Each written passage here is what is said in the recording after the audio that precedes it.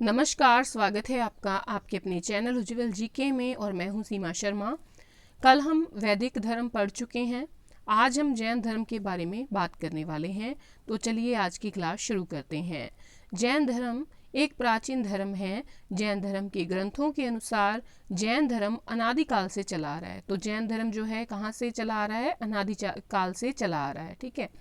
ऋषभ देव जैन धर्म के प्रथम तीर्थंकर एवं संस्थापक थे। तो जैन धर्म के प्रथम तीर्थंकर कौन थे और संस्थापक कौन थे? ऋषभ देव जी थे। ऋषभ देव महान सम्राट भरत के पिता थे। तो भरत के पिता थे ऋषभ देव। ऋषभ देव को आदिनाथ के नाम से भी जाना जाता है। ठीक है, आदिनाथ कह ले, ऋषभ देव कह ले, एक ही बात है।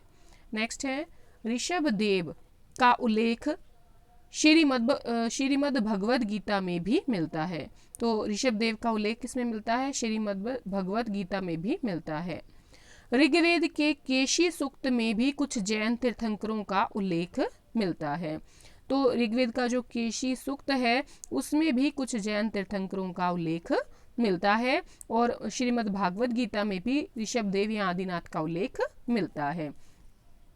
ऋषभ देव की बात करें तो इनका जो प्रतीक चिन्ह है वो सांड है। ऋषभ देव का प्रतीक चिन्ह क्या है? सांड है। जैन धर्म के प्रथम तीर्थंकर ऋषभ देव की मृत्यु जो है वो कैलाश पर्वत यानी 58वें पर हुई थी। तो ऋषभ देव की मृत्यु कहाँ पर हुई थी? कैलाश पर्वत पर। नेक्स्ट है, जैन धर्म के जो 23वें तीर्थंकर हैं वो कौन है? पार्श्वनाथ। तो 23वें जो तीर्थंकर हैं वो कौन है? पार्श्वनाथ हैं। पार्श्वनाथ काशी के राजा अश्वसेन के पुत्र थे और पार्श्वनाथ जो हैं 30 वर्ष की आयु में ही गृह त्याग करके वैरागी बन गए थे। तो पार्श्वनाथ जो थे वो काशी के राजा अश्वसेन के पुत्र थे और 30 वर्ष की आयु में ही उन्होंने गृह त्याग करके वैरागी जीवन अपना लिया था। पार्श्वनाथ को समय पर्वत पर ज्ञान की प्राप्ति हुई थी। इंपॉर्टेंट है, समय पर्वत पर जो है ज्ञान की प्राप्ति हुई थी। किसको? पार्श्वनाथ को। पार्श्वनाथ के अनुयायियों को निग्रंथ कहा जाता है। तो पार्श्वनाथ के अनुयायियों को क्या कहा जाता है? निग्रंथ कहा जाता है। पार्श्वनाथ महावीर स्वामी से 250 वर्ष पूर्व हुए थे।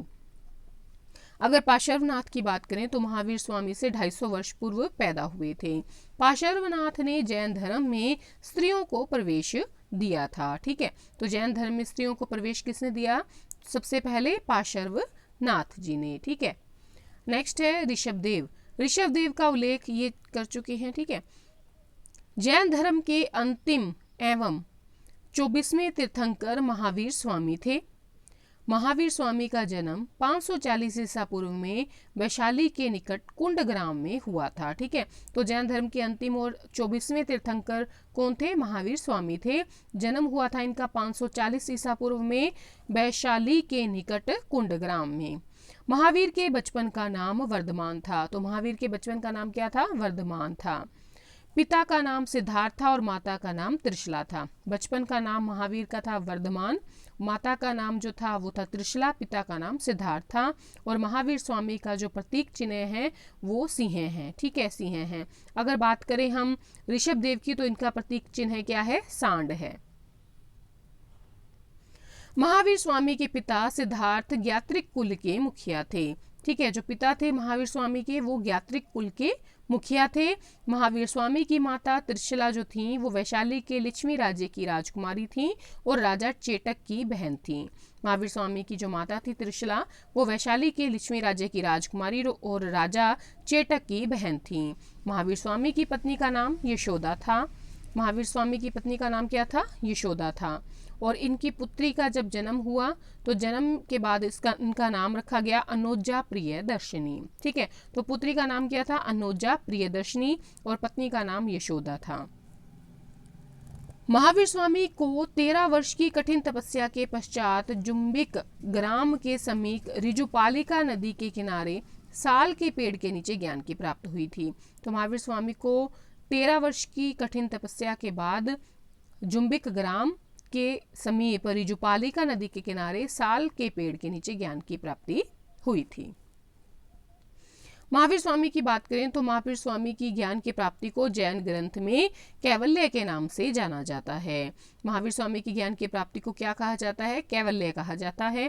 ज्ञान प्राप्ति के पश्चात महावीर स्वामी ने पावापुरी में जैन संघ की स्थापना की थी। ज्ञान प्राप्ति के बाद महावीर स्वामी ने पावापुरी में जैन संघ की स्थापना की थी। नेक्स्ट है, अहिंसा जैन धर्म का मूल सिद्धांत है। जैन धर्म में जीवों पर दया और अहिंसा पर अत्यधिक बल दिया गया है। ठीक है, अहिंसा जैन धर्म का मूल सिद्धांत है और जैन धर्म में जीवों पर दया और अहिंसा पर अधिक बल दिया गया है। इसीलिए जैन धर्म के अनुयायी शाकाहारी होते हैं। जैन धर्म के अनुयायी कैसे होते हैं? शाकाहारी। जैन धर्म में कर्मफल से मुक्ति पाने के लिए त्रिरत्न, सम्यक दर्शन, सम्यक ज्ञान और सम्यक आचरण पर बल दिया गया है। तो जैन धर्म के जो अनुयायी हैं वो शाकाहारी होते हैं और जैन धर्म में कर्मफल से मुक्ति पाने के लिए त्रिरत्न दिए गए हैं: सम्यक दर्शन, सम्यक ज्ञान, सम्यक आचरण। 23वें तीर्थंकर पार्श्वनाथ वस्त्र धारण करने के समर्थक थे, जबकि 24वें तीर्थंकर महावीर स्वामी ने पूर्णतः नग्न रहने का समर्थन किया था।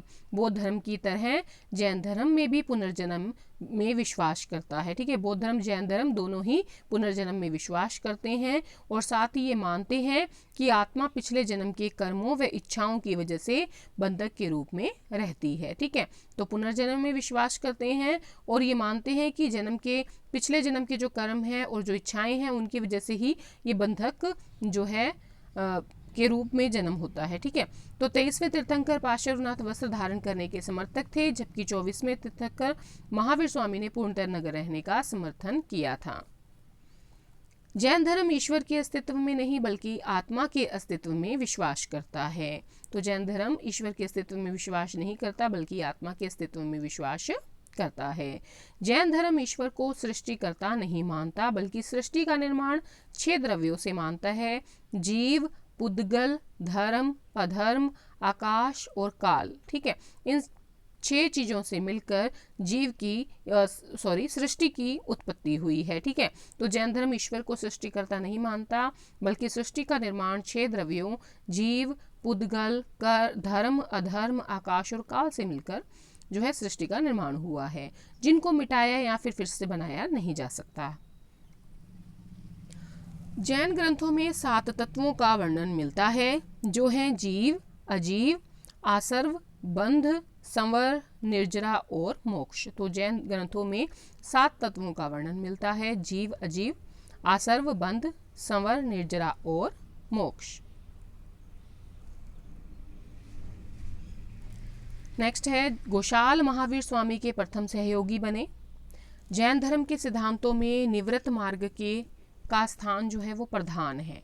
ठीक है, तो गोशाल महावीर स्वामी के क्या थे? पहले सहयोगी थे। जैन धर्म के सिद्धांतों में निवृत्त मार्ग का स्थान प्रधान है। महावीर स्वामी के 11 शिष्य थे, जिन्हें गणधर अथवा गंधर्व कहा जाता था। महावीर स्वामी के कितने शिष्य थे? मुख्य शिष्य 11, जिन्हें गंधर या गंधर्व कहा जाता था।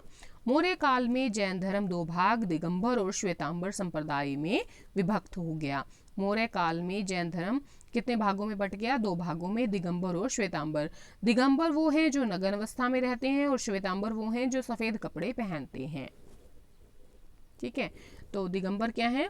ये नग्न रहते हैं और श्वेतांबर सफेद कपड़े पहनते हैं। भद्रबाहु के शिष्यों को भद्रबाहु के शिष्यों को दिगंबर तथा स्थूल भद्र के शिष्यों को श्वेतांबर कहा गया। तो भद्रबाहु के शिष्यों को क्या कहा गया? दिगंबर। स्थूल भद्र के शिष्यों को क्या कहा गया? श्वेतांबर। भद्रबाहु द्वारा रचित कल्पसूत्र जैन धर्म का सर्वाधिक महत्वपूर्ण ग्रंथ माना जाता है।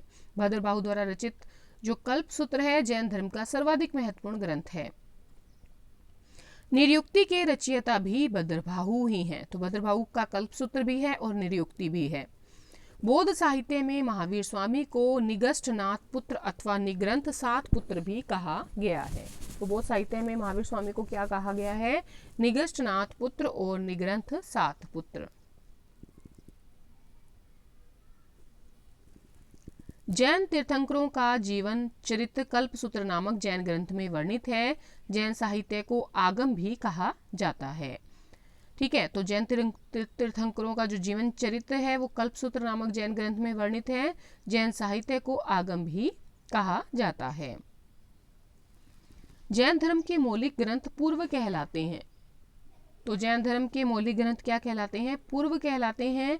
जैनों ने अपने धर्मोपदेश के लिए प्राकृतिक भाषा का प्रयोग किया है। तो जैनों ने, देखिए, बौद्धों ने पाली का प्रयोग किया है और जैनों ने प्राकृतिक भाषा का प्रयोग किया है।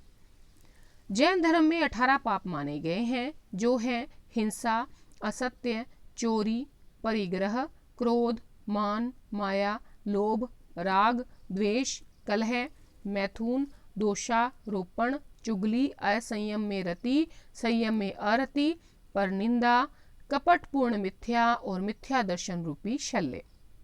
तो ये 18 पाप माने गए हैं जैन धर्म में।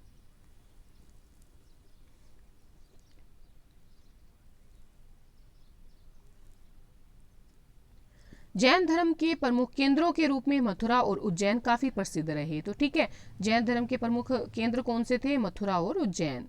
मौर्य काल में मथुरा जैन धर्म का प्रसिद्ध केंद्र हुआ करता था। तो मौर्य काल में जैन धर्म का प्रसिद्ध केंद्र कौन सा था? मथुरा था।